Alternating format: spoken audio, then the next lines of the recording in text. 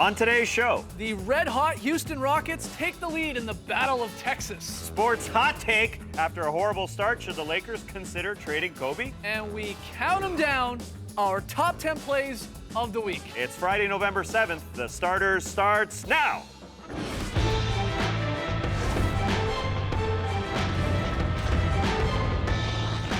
Good evening, Sweet World! Thanks for joining the starters, whether you're joining us live online or catching us on NBA TV. We're very, very happy to have you. I'm J.E. Skeets, and alongside me, as always, it's Tass Mellis. Good day. To my right, starters blog editor Trey Kirby. Hey-o. Hey, yo! And finally, a man who appreciates the ballet just as much as boxing. It's Lee Ellis. Girls. Lele. Lele, all right, lots of fun on tonight's show. But we're going to start with those Texas teams. All three of them in action last night. The Mavs losing to the Blazers. And hey, Blazers fans, it's a long season. We'll get to talking about your team. You'll just be stick there with in the end. But then we also had the Rockets and the Spurs going at it. After the night was over, the Rockets still undefeated, along with, of course, the Grizzlies and Warriors as the only undefeated teams in the league. Mavericks 3-2, Spurs 2-2. We'll get to the Spurs in a second. But the Rockets continue to impress on both sides of the ball. You see it offensively fantastic and defensively. They have been extremely impressive. 6-0, but their best win has been the Heat at home. And I'd say that's their only really good win. I'm not going to get ahead of myself and say they're better than San Antonio Spurs because that is crazy talk. Okay. But they're taking care of business, and I feel like they are a better team than last year despite having less talent. Omer Asik, Jeremy Lin, Chandler Parsons, gone. But I feel like they just have this established hierarchy where they sort of know who they are. Their leaders have come in there. They understand what their roles are from top to bottom. And the D is there, and that's the biggest difference. We know the offense is going to be there, but they have this defensive mentality, as you said, both sides of the ball thus far, where they feel like playing every single night. And that Definitely doesn't feel like what we saw last year with the Houston. For sure. And one of those superstars, James Harden, he once told us he was the best player alive. Houston is undefeated, right, at 6-0, despite the somewhat easy schedule and the Spurs, of course, resting true. guys. He's a potential scoring champ, has been for the last little while. It is very early. I know this sounds a little ridiculous, but in the grand schemes of MVP candidates, is this guy at the top of the list? Is One anyone weekend? playing better in the league right now than James Harden? I think the way he's running the team, he leads them in scoring and assists. He's actually playing defense. He's trying. He's rebounding. He's getting a lot of blocks on fast breaks. I think he's the MVP so far just because he's actually doing everything instead of just worrying about shooting the ball. Again, ridiculously early. But No, I would lock it in right now. you Yeah, want to best lock player it in. alive for sure. It is impressive. He's continuing to get to the line Yeah. at Oh, an yeah. unbelievable amount. And he's, look, if there was an offensive player of the year, arguably even at the end of the year, he would be in the running. You know, defense comes into play with MVP, but the way he's leading them right now is impressive. And it's a big reason, like, why they're amazing at shooting threes, right? Because it's him using a pick and getting into the paint and not only, you know, finishing and getting in the line, but finding those shooters in Ariza and Beverly and Cannon. And Yeah, and if you leave those shooters, they can hurt you from the outside, but then Dwight Howard inside, they're just throwing the ball up to him and he's smashing it down. Yeah, there's a look at the Rockets letting it fly. They're number one in three-pointers made per game, attempted, and now percentage. Across the board, the No best wonder they're scoring like three-point shooting team in the league. And then you're right, you pair it with Dwight Howard. I mean, what we saw last night, again, a depleted Spurs, but it was Lob City. Yeah. So it's either Harden getting to the line and driving, three-point shooting, or throw it up to Dwight. But it doesn't matter that they were depleted, the San Antonio Spurs. It's about the Rockets, and it's about the Rockets taking care of business and just going out there with that mentality of like, well, we're not going to take a night off just because you're resting a couple of stars. We're going to go out there and do our best to absolutely crush you. And they did. I mean, they crushed San Antonio. I know the final margin was less than what it was at one point, but that's what the Houston Rockets need to do if they're serious about contending. And it is about this mentality. It's just about coming out and running the show for Dwight Howard and James Harden, being the leaders, because I feel like they're a year older, and that has changed this year. And you see it there, Howard talking to reporters last night. Quote, I've been telling the guys I'll be right under the rim doing jumping jacks. Just throw it up and I'll go get it. Yeah. And last night it was as simple as that. Yeah, that's a pretty good fallback offense to have. Last year, Kevin McHale said they were the worst lob throwing team in the league, and they looked amazing last night. Just if they panicked, basically they just threw it at the rim, and Dwight can out-jump Aaron Baines pretty easily. Yeah. He was above his shoulders almost the whole night, just tipping it in, no problem. The only thing I'm intrigued about with the Rockets, first off, when they start playing better teams and how they hold up, but also, like, remember the Blazers last year? They couldn't miss from downtown. Again, a hot shooting start. I wonder when the Rockets inevitably start missing some three-pointers. They're going to be knocking in, 13, 14 a night. When that stops happening or those dry up, is it still Harden and Howard carrying them? Is that enough still without the three-pointer sort of paired with it? Harden gets to the line. Yeah. And so obviously that you solve. It makes for a boring watch at times. At times. But I think, yes, they have less talent this year, but the bench also has a bit of an identity with Isaiah Cannon, Kostas Papanikolaou, and Jason Terry is alive again. You know, he was running pick and rolls with Dwight, so that was working. You know, Kostas Papanikolaou is sort of their Andre Iguodala running. You like saying their that name, don't you? Well, I know. It's a lot of syllables, but it comes out. And I just feel like they know their roles. So when they got to go to their bench, they can make it happen as well. Isaiah Cannon can score the basketball. I don't think people really know about him. We watched him at Summer League. The guy can just score. So they have plenty of weapons on offense. It's the defense you got to worry about. Great start for the Rockets. Let's talk a little bit about the Mavericks. Again, losing last night to the Blazers. They're now 3-2. What's fascinating with this squad, they've looked fantastic at times. That usually is in the first half because their third quarters, they've been just straight up brutal. Yeah. And it's perplexing because this is not like a young team. This is 4 guys in the starting lineup they've been in the league over a decade. Yeah. You know, in Ellis, Nelson, Tyson Chandler, and Dirk. Yeah, well, you can see it here. Their first half, they've led every game at half time, but then in the third quarter, they're down 64 points, which is a huge margin. And I think with the Dallas Mavericks, I'm going to need a little bit more time to really know what to make out of this team, because I think they've got some good things offensively, but defensively, they've been a bit ordinary so far. And I think last night's game against the Portland Trailblazers, one of the worst in the league. That's nice of you to say, ordinary, because they have been ordinary. Against Utah and Boston, they sort of got sloppy, but their offense bailed them out. But last night against the Portland Trailblazers, they couldn't do that, and it cost them a game. Wasn't this the same thing? Wasn't this the same thing with the Mavericks last year? And exactly why they brought they've Tyson got Chandler. one defender inside. They have Tyson Chandler. Nobody on the outside really guards anybody. Chandler Parsons has a rep as a defender, but it's not really there. They just have a trouble keeping people out of the lane. Yeah. Tyson Chandler can't do everything. Yeah, and on the outside, you know, they got by with Utah and Boston, but against the Portland Trailblazers team that can bomb from the outside, just get out there. They're scrambling all over. It felt like brain lapse after brain lapse after brain lapse watching that game on Thursday night, just leaving shooters open. Devin Harris, Jameer Nelson, all guys who know how to play the game. You mentioned, yes, experience, but they were just leaving guys open. Yeah. Everyone was guilty of it, and they're second last in the league in defense because of it. Everybody just bombing away on this team. So you need some more time. Another to figure 15, this team 20 out. games, I think. Yeah. Offensively, fine. Defensively, question mark. It's rough. Yeah. Well, last night that marquee matchup between the Spurs and the Rockets lost a little of its luster when Greg Popovich decided to rest again a few of his key players. Last night it was Tim Duncan and Ginobili. Not the first time we've seen Pop do this with a national televised game. You remember a couple years ago, 2012. Then Commissioner David Stern fining the Spurs $250,000 because of a Spurs Heat game coming up there. Popovich told 4 of his guys at that time to just go home, 4 of his stars to go home. So again, this happens. You know, people were upset on Twitter, tuning into the game. What? No Duncan, no Ginobili. What is going on here? What's your thought on this? Because the Spurs are obviously, they are a model franchise with all the rings and keeping guys healthy. Yeah. But it is a bit of a disappointment to the average fan, obviously tuning in on that Thursday night and those guys not being there. A couple things. I think if it impacted whether or not they'd make the postseason, then they would play. Okay. Second of all, this is a little bit different because they had played only 3 games in 9 nights prior to this game on Thursday night, so they were pretty well rested. But it's a back-to-back. It is a back-to-back. So a yeah. couple of the guys sat out, and Pop brought them along this time as opposed to keeping them home. When I thought, you know, if they were going to get rested, I mean, just leave them home. Don't make them take that plane ride if you want them to get the most rest as possible. And the third thing is, this is sort of new territory for them because they had never been to 2 finals in a row, and now they're looking to get to a 3rd finals in a row. Yeah. So their season gets extended. Obviously, they're a year older, these 2 guys that we talked about who rested last night, and Tim Duncan and Manu. So, I mean, they're taking every precaution. They're looking for a title, and that's it. Maybe we should stop, you know, pointing fingers at the Spurs and start talking about the schedule and start going, hey, let's not book any back-to-back situations on that marquee night, on that Thursday night exactly. when there's only 2, sometimes 3 games on. If you're playing, take that out of the equation. If you're playing on the Thursday, then you don't play on the Wednesday. Well, let's hear what people think. Jump on Twitter, #TheStarters. Let us know.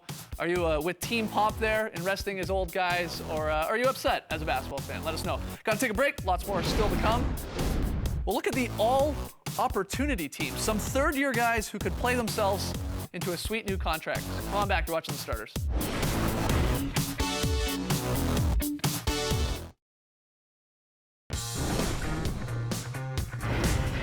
Welcome back to the starters. Now, this is the point of the week where we hand out the anti-award, the dishonor to someone that has done wrong in the eyes of the starters. It's time for the worst of the week. Ladies and gentlemen, the worst of the week. This week's worst of the week is Minnesota Timberwolves guard Kevin Martin. 2 incidents. Incident number 1, Saturday against the Bulls, a minute and a half left in the fourth. Wolves down 1. Martin took it upon himself to score. Dribbled into a 3 and fired over the extended hand of Defensive Player of the Year, Joakim Noah. Splash it went. In good spirits, Martin proceeded to form an obscene gesture as he went back on defense. That is a no-no. Martin was fined $15,000. But Kevin Martin isn't taking home the dishonor simply because of that. This next event is what sealed it. We don't do flopping on the starters. Incident number 2, Wednesday against the Nets. While Martin was in the air shooting, Bojan Bogdanovic lightly touched Kmart on the shoulder. And Martin went down like a Kmart shopper who stepped on a fresh mop job. Oh, man. It was soccer-esque. It was gross. Sorry, football fans. Martin was warned by the league office, the first to be warned this season. Next time, he is fined. Kevin Martin of the Timberwolves, your worst of the week. Nice. Good one. For call. 2 incidences. Yeah. You're right. Yeah, Adds up. and got a quick runner-up here. If you don't know the show or didn't watch us last year, I have a bit of a feud going on with Detroit Pistons mascot Hooper. So whenever we can show footage of him getting into a little bit of a scuffle, we do that. Oh, man. Pistons Hooper getting his head knocked What a off. shot!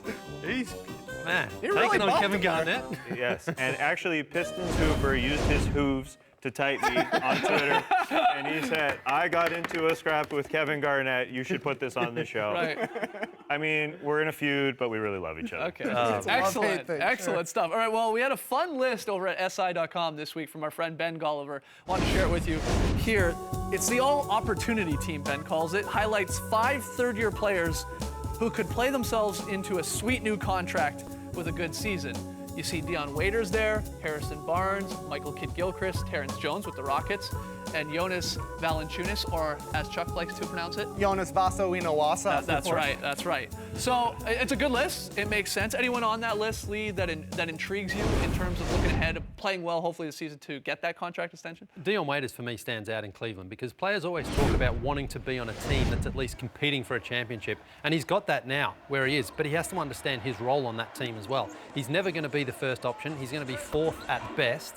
But he could be a very, very valuable player for a team, and I hope that he's able to embrace that role, maybe even if that means he has to come off the bench for his career or for his time in Cleveland, because I think he can be a very, very important player for that Cavs team. But I also wonder if he just sometimes wants to look at himself perhaps first before the team. Sure. And he wants to chase a bigger role at another team. And that's a thing you can't shake sometimes when you come off as a selfish guy. So he definitely has to settle into a role. And let's add a guy or two if we can to this list. Third-year guys again playing for the contract extension. But let's get the heavy hitters right out of the way, because there's guys that are going to be max money. You know, no problem. Anthony Davis. Easy. That's a no-brainer. I think so. Pretty for sure. No-brainer. Damian Lillard. Yep. No-brainer. I would think that he would be, Oh, yeah. max Oh, yeah. money. He's going to be max money. What am I even second guessing it? Then maybe second guys like Bradley Beal, Andre Drummond are going to be very, very close, if not max money. But outside of those guys, Trey, is there anyone that you could see themselves playing themselves into a fat new contract? One guy who I think is going to definitely get paid eventually is Terrence Ross, just because wings are getting paid big time right now. You look at Alec Burks, he got 4 years for 42, and Terrence Ross has been better than him. I mean, he has a slam dunk championship for one, but he also shot almost 40% from 3 last year. He hasn't hit that yet Yeah, it's slow this start, for season, sure. but he came into the league with a rep as a defender and a shooter, and that kind of thing gets paid. You have to think that that's going to continue. Yeah. 3D type Yeah, guy, exactly 3 right. and D there. So let us know. Jump on Twitter, hashtag the starters. Some guys playing for those contracts, especially when the TV money comes into play and yeah. the salary cap rises. These guys are going to get paid. But let's unleash the unicorn. Time for the starters fantasy minute. We're looking ahead to the weekend here. Yeah, if you're feeling desperate, good luck at whatever social establishment you head to this weekend. Also, if your fantasy team needs a little pick-me-up, we found some guys who are playing 2 games this weekend. So you can pick up any of these guys. They're playing Saturday or Sunday. They're not going to knock your socks off. But if you're desperate, again, you're close in a couple categories. Harrison Barnes, Sean Livingston, Norris Cole, Josh McRoberts, and Steve Blake play on Saturday and Sunday. Let's focus on Harrison Barnes here for a sec. He plays Houston and Phoenix. So they're going to get up and down. There's going to be lots of scoring opportunities. The numbers aren't spectacular. Again, you're not dropping anyone that you want to keep on your roster. You're dropping a fringe guy for Harrison Barnes or any of the guys we listed.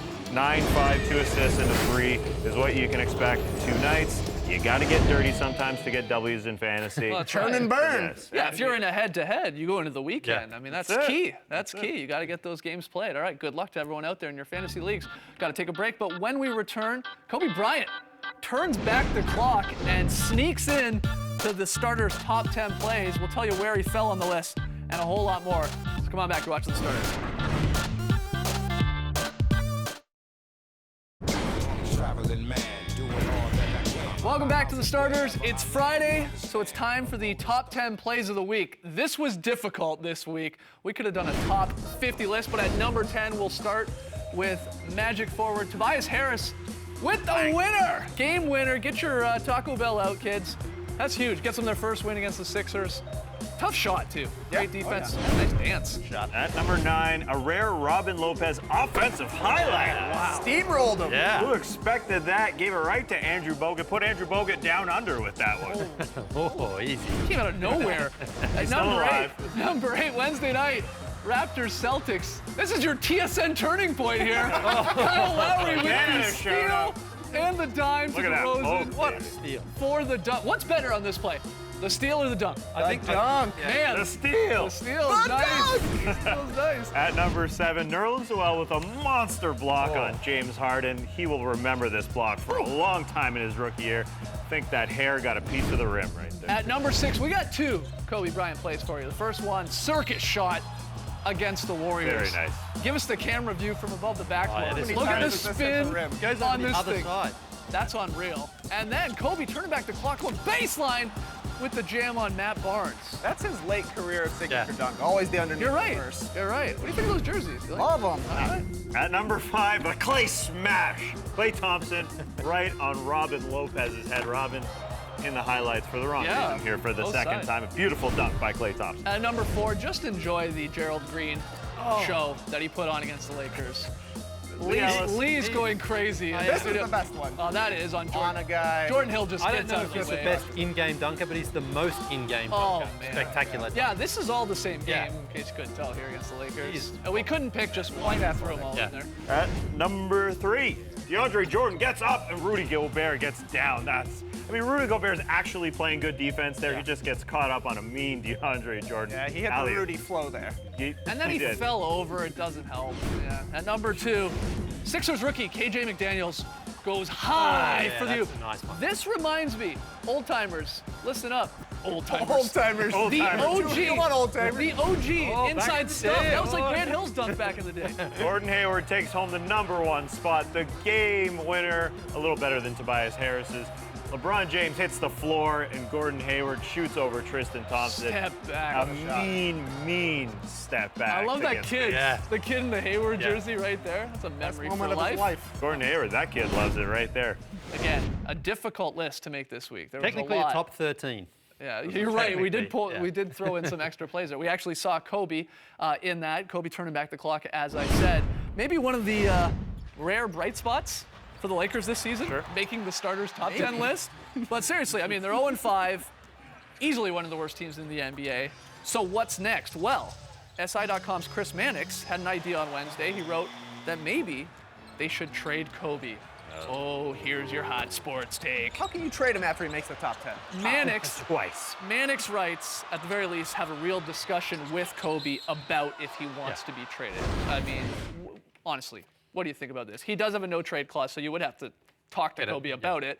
He's got a massive contract, 2 years, tons of money, of course.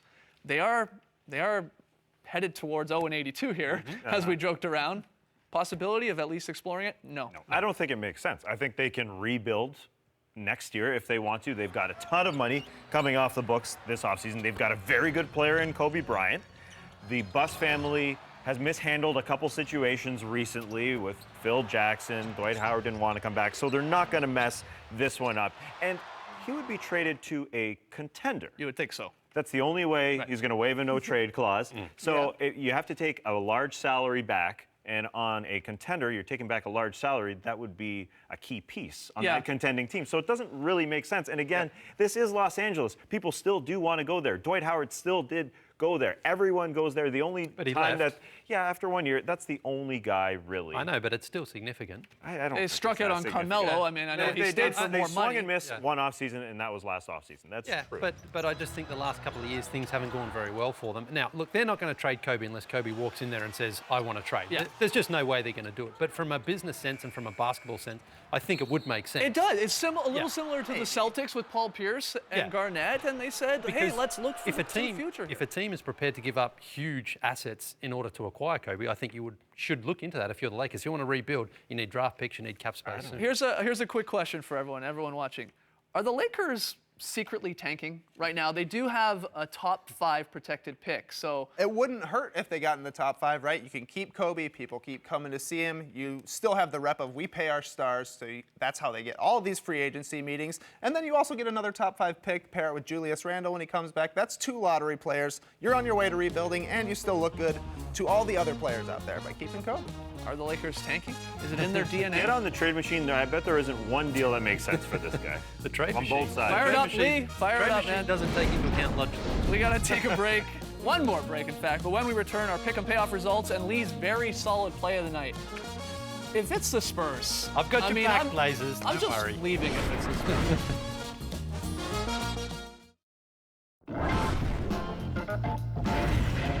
Back with the starters. Quick look at the pick and payoff results. Only 2 games on last night, so we can make this quick.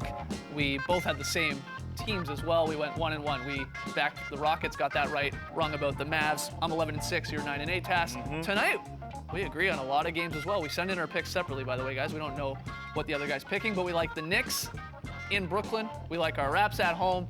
We like the Suns at home. We like the Cavs on the road against the Nuggets. The one game we disagree on, I'll take the Hornets at home, and you're taking the Hawks. I'm taking both hometown teams tonight. On- My new home in Atlanta and my old home Yeah. in Toronto. Well- Because Yeah, I was gonna say, are you taking the Raps? Because I am, for this reason. The Raps are wearing their original road purple jerseys for the first time since May 4th, 1999. They're Amir, beauties. Kyle Lowry. It's the first of 7 20th anniversary nights that we're gonna see this year at the Entertainment Center and the Raps. Those are amazing. Oh, yeah. Those look good. So yeah, both back in the Raps tonight, and we'll see where we stand on Monday. they didn't think they looked good back then. They Yeah, kept no. them for 4 years. gotta wait. You got rid of them. It helps when you're a good basketball team too. Lee, very solid play. Yeah, going to the Rose Garden. Yes, it's the Rose Garden. Portland Trailblazers again, tic-tac-toeing the ball around. Look at this. There's no one on Nicholas Batum. Knocks down another three-pointer. I mean, the Portland Trailblazers, they move the ball around so well. That's Look solid. at that. I love that. No bounces at all. Just open man, knocks down the three-pointer. That's what I call a very solid play. Very solid play, very solid show. Thanks for joining us, guys. We'll be back on Monday, and if you haven't checked out the podcast, The Drop, get it on iTunes. Thank you very much for joining us today. And remember, I bet the plains down in Africa have gazelles. Embrace the night, people.